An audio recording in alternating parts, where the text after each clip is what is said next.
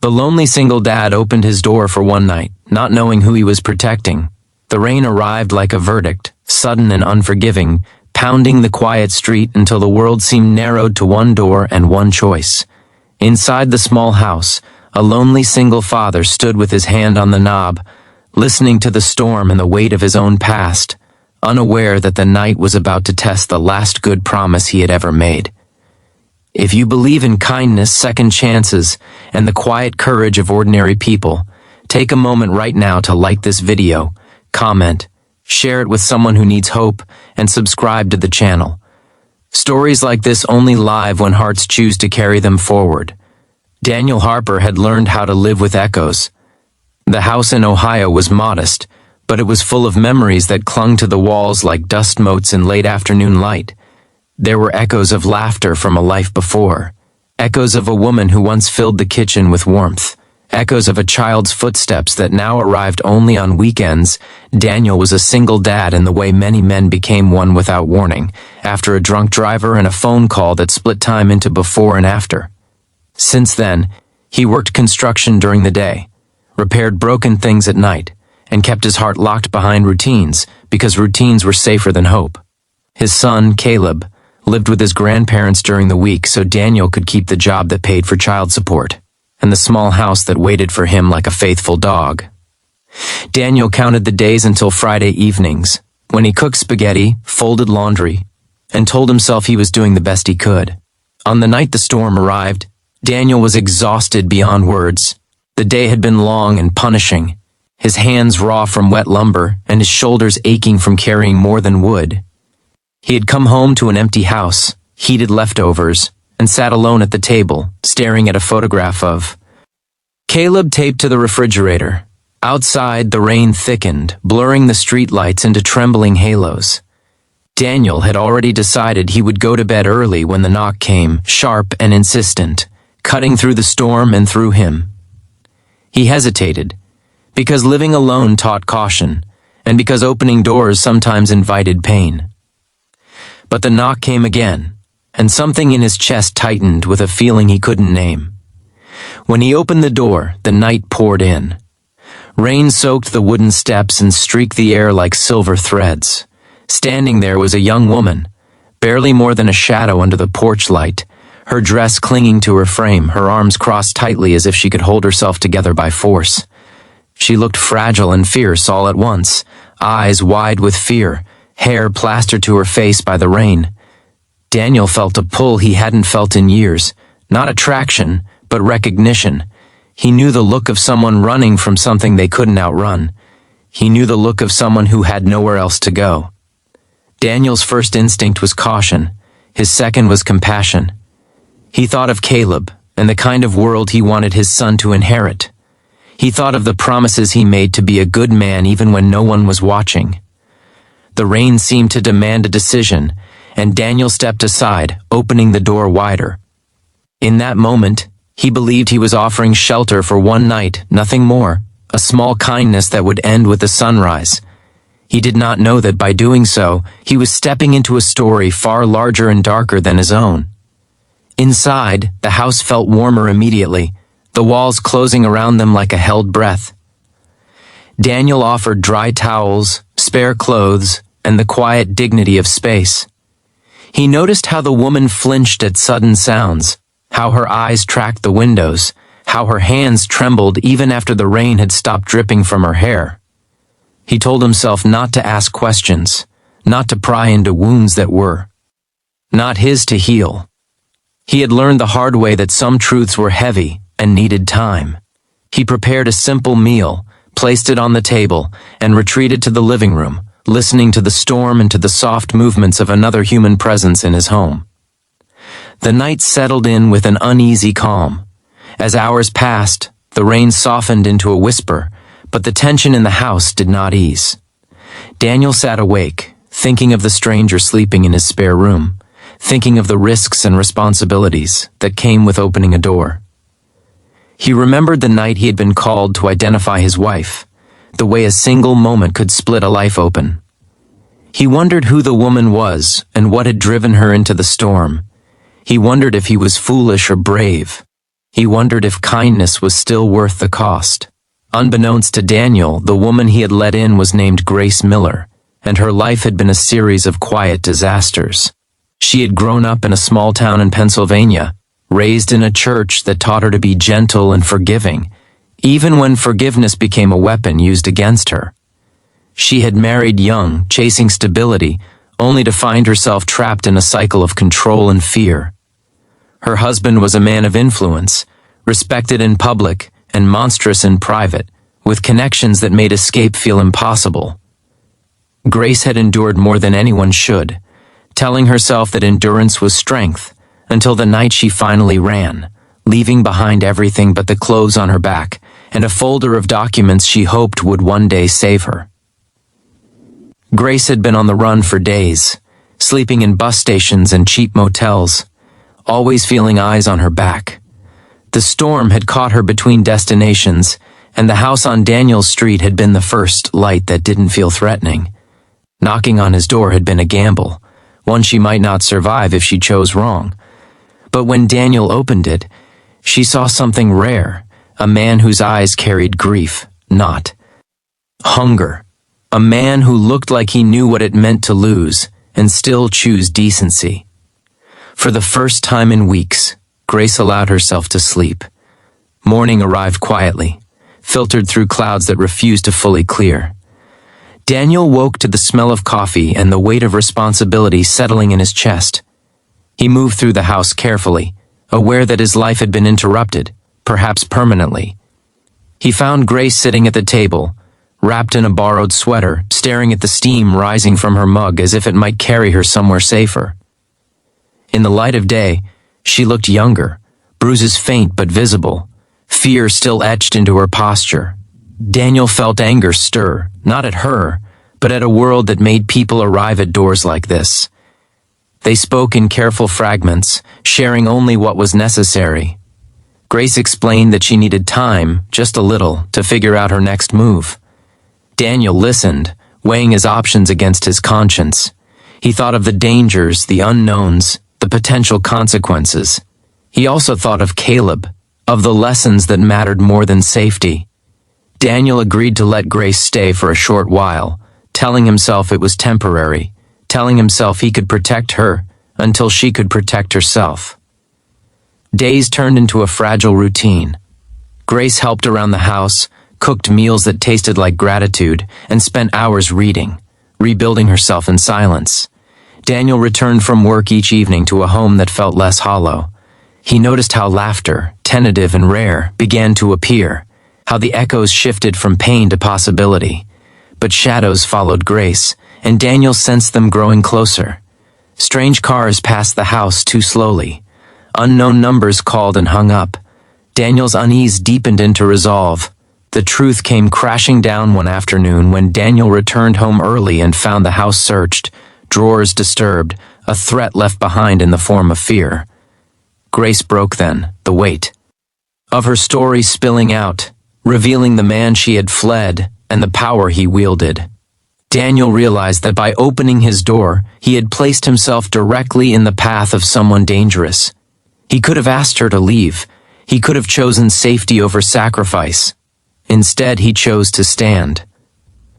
Daniel contacted authorities, provided shelter, and prepared for a fight he never wanted. He learned that protecting someone was not about strength alone, but about persistence and faith in systems that often failed. The weeks that followed were tense, marked by whispered plans and watchful nights. Daniel's relationship with Grace deepened, not into romance, but into a bond forged by shared vulnerability and trust.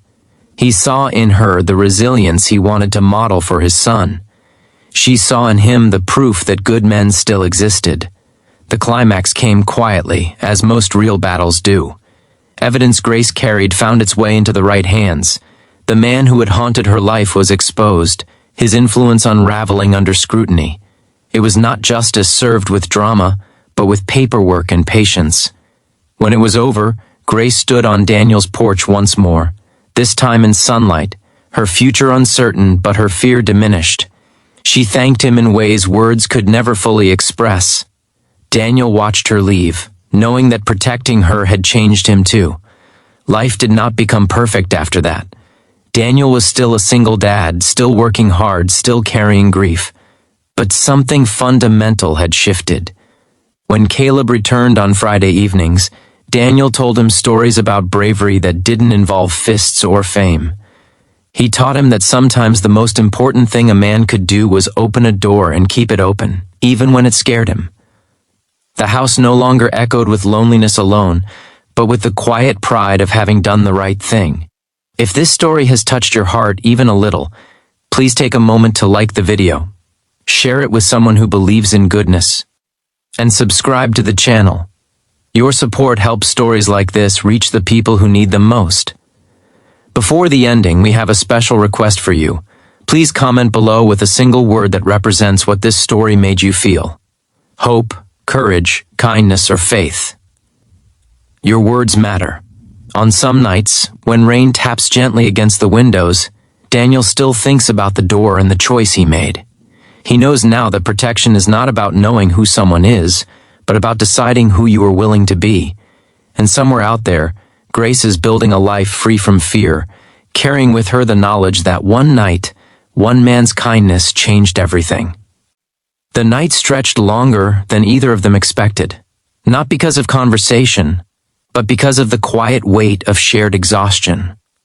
Daniel moved through the house with careful steps, aware of every sound, every creak of the wooden floor, as if the walls themselves were listening. He found dry clothes that once belonged to his late wife, folded neatly in a drawer he rarely opened, and placed them outside the bathroom without explanation. The storm outside softened into a steady rain, tapping against the windows like a reminder that the world never truly pauses for grief or fear. While the woman changed, Daniel stood in the kitchen staring at the faint crack in the ceiling, thinking about how strange it felt to have another presence in a home that had learned loneliness so well. It was not discomfort he felt, but something closer to caution mixed with an ache he had learned to live with. When she emerged, hair damp and eyes still guarded, the house seemed smaller, warmer, as if it had accepted her without asking permission. Daniel noticed how she held herself, shoulders slightly curved inward, the posture of someone who had learned not to take up space. He offered food, simple and quiet, the kind of meal built from routine rather than generosity. As they ate in silence, his thoughts wandered to his daughter asleep upstairs, her small chest rising and falling under a blanket printed with faded stars. Since his wife's passing 3 years earlier, every decision Daniel made had been filtered through the question of safety. He had built his life around protection, walls made of schedules, routines, and emotional distance. Opening the door that night had felt like breaking his own rules, and now he wondered what unseen consequences might follow. As the hours passed, fragments of the woman's story emerged without pressure, not spoken aloud, but sensed in the way she flinched at thunder, in how her eyes followed the clock, in how she seemed ready to disappear at the slightest sign of rejection. Daniel recognized that kind of fear. He had worn it himself once, in hospital hallways and empty bedrooms, when the future collapsed into a single unbearable moment. Something in him softened, not out of pity, but recognition. He prepared a place for her to rest on the couch, leaving the lamp on low, a small act meant to say she was not invisible here. When he finally lay down in his own room, sleep came in shallow waves, his mind replaying the image of her standing in the rain, and the unsettling certainty that this night was not an accident. Morning arrived quietly, gray light slipping through the curtains. Daniel woke before his alarm, heart already alert, as if anticipating trouble. Downstairs he found the woman sitting at the table, hands wrapped around a mug, staring into nothing. There was relief in knowing she hadn't vanished with the dawn, but also a tightening sense that her presence carried weight. Outside, a black sedan rolled slowly past the house, then slowed, then continued. Daniel watched from the window, his instincts sharpening. Years of being responsible for another life had taught him to notice patterns, and something about that car felt wrong. He said nothing, choosing calm over suspicion, but the air in the room shifted, heavy with things unsaid. The truth began to reveal itself not through confession, but consequence.